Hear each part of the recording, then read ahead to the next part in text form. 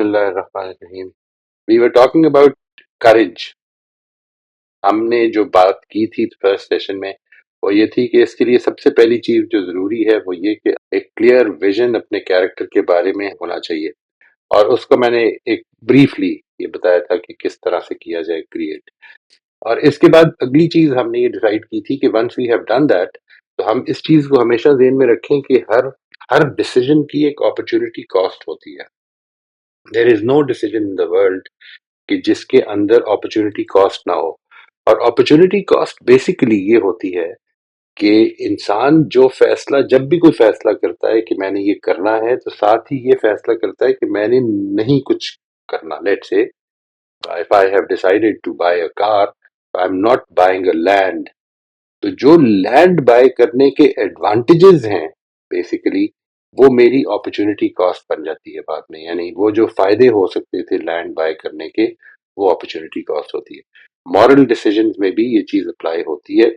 और ये किस तरह अप्लाई होती है कि अगर मैं मिसाल के तौर पर ये विजन रखता हूँ कि मैंने अपने आप को ऑनेस्ट बनाना है, मैंने अपने आप को इंटेग्रिटी वाला बनाना है, तो फिर जब भी मैं इस मामले में अडेप्ट करूंगा सिचुएशन को, या कुछ कोई मामला इस तरह का करूंगा जिसमें कि वो इंटेग्रिटी के खिलाफ होगा, तो असल में वो अपॉर्चुनिटी कॉस्ट है, वो जो मेरी इंटेग्रिटी डैमेज होगी जिसके नतीजे में।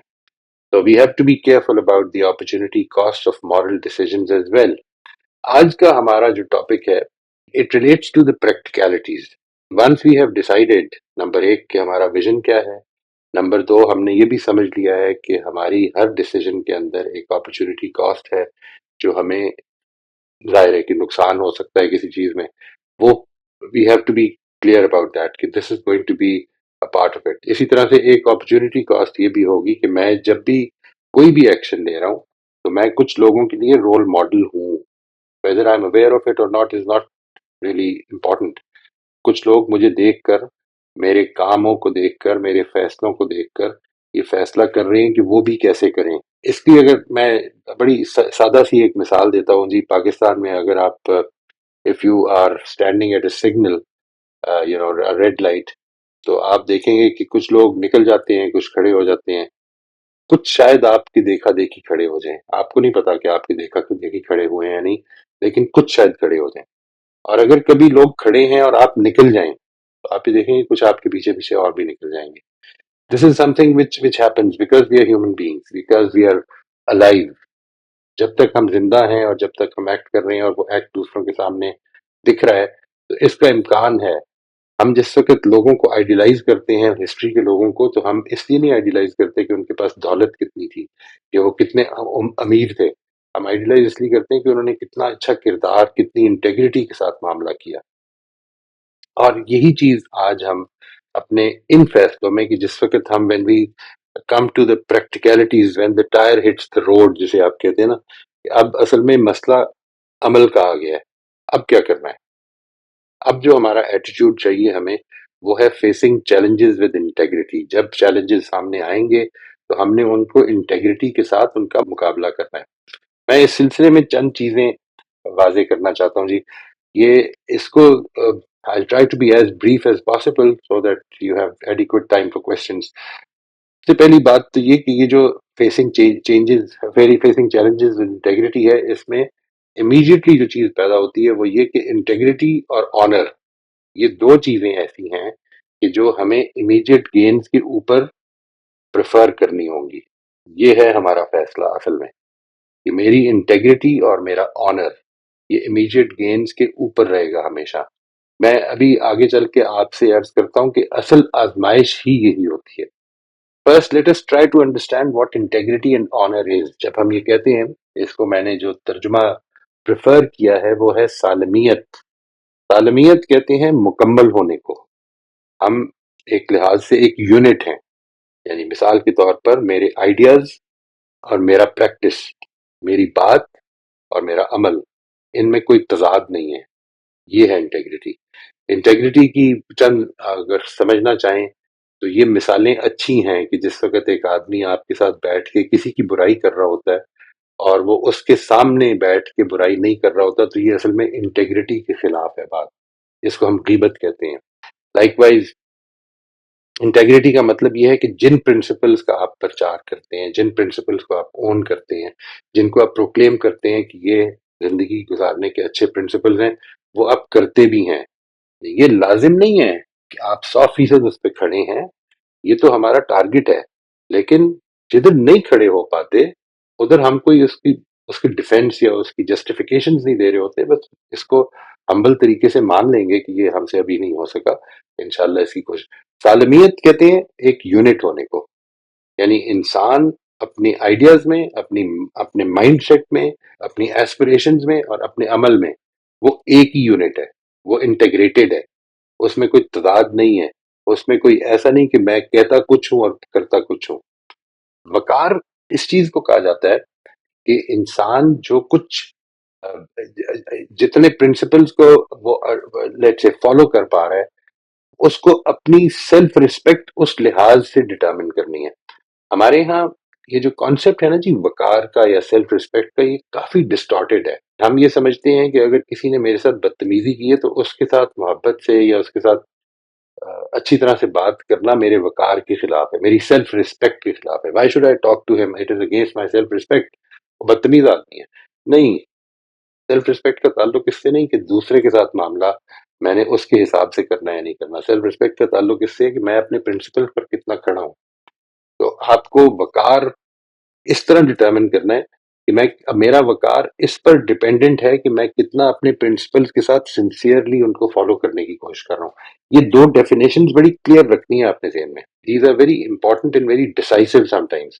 کہ میری انٹیگریٹی اس سے ریلیٹ کرتی ہے کہ میرا عمل اور میرا کال، اس میں کوئی تضاد تو نہیں ہے.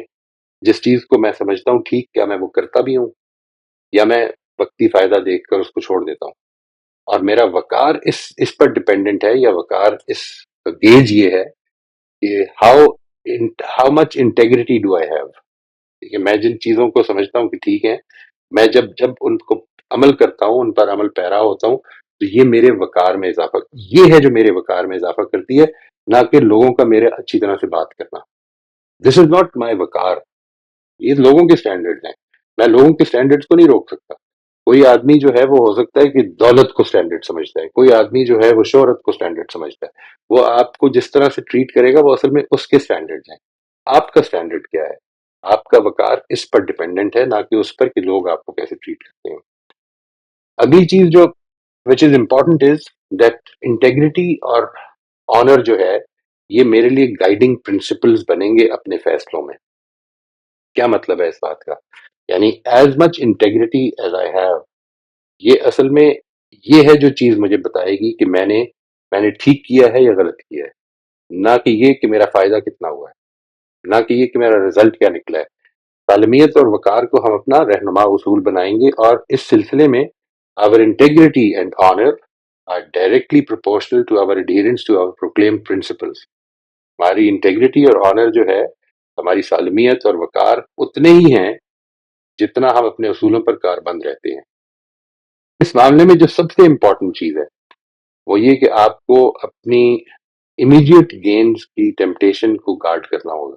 سب سے امپورٹنٹ مسئلہ جو میں آپ سے عرض کروں، قرآن مجید نے بار بار اس کو پوائنٹ آؤٹ کیا ہے کہ انسان کا جو حق کو نہ مان پانا ہے، اس کی وجہ یہ کہ اس کی پریفرنس اصل میں امیڈیٹ گینز، فوری فائدے ہیں.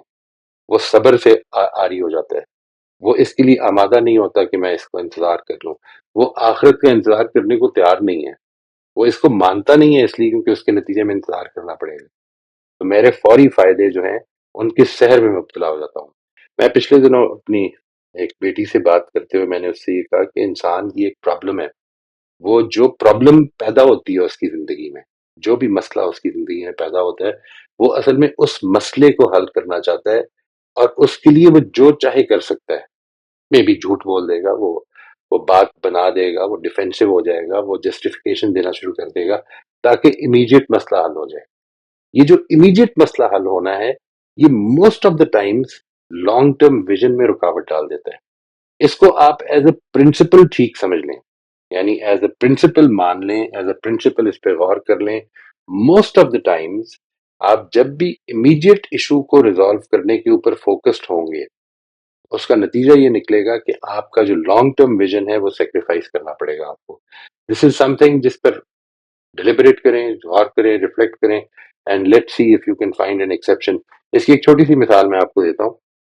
That there are many times when I am talking with people or with those who need some help. تو اس سلسلے میں کئی دفعہ ایسا ہوتا ہے میرے I have a very small place to sit, ادھر بیٹھ کے بات کر رہا ہوتا ہوں تو نواسا آ جاتا ہے. اٹس ویری ایزی، میں اس کو ہمیشہ کے لیے ڈسکریج کر سکتا ہوں اگر میں اس کو جھڑک دوں اور اس کو نکال دیا، میرا امیجیٹ مسئلہ حل ہو جائے گا. لیکن جو میرا اس کے ساتھ اپنے ریلیشن شپ کا ویژن ہے وہ سیکریفائس ہو جائے گا.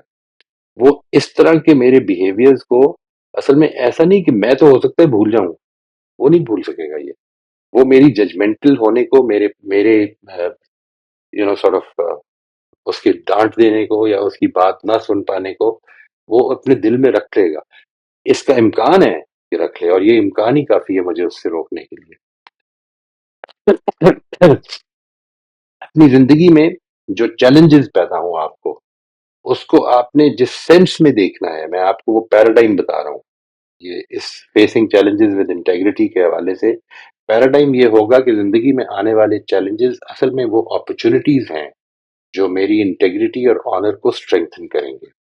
اور آخری چیز یہ کہ زندگی میں آنے والے چیلنجز میرے لیے ایک سیلف اسیسمنٹ ہے اس چیز کی کہ میری کتنی سالمیت اور وقار کا معیار کیا ہے، میں کتنا کھڑا ہو سکتا ہوں. یہ بات یاد رکھیے گا کہ انسان کو اللہ تعالیٰ جس وہ سیکوینس میں لے کے چل رہے، اس میں وہ جب اپنی چھوٹی چھوٹی روزمرہ چیزوں کے اندر اپنی سالمیت اور وقار کو قائم رکھنے کی جد و جہد شروع کرتا ہے تو پھر وہ بڑی چیزوں میں بھی قائم رکھ پاتا ہے، ورنہ اس کے لیے یہ چیز بڑی مشکل ہو جاتی ہے.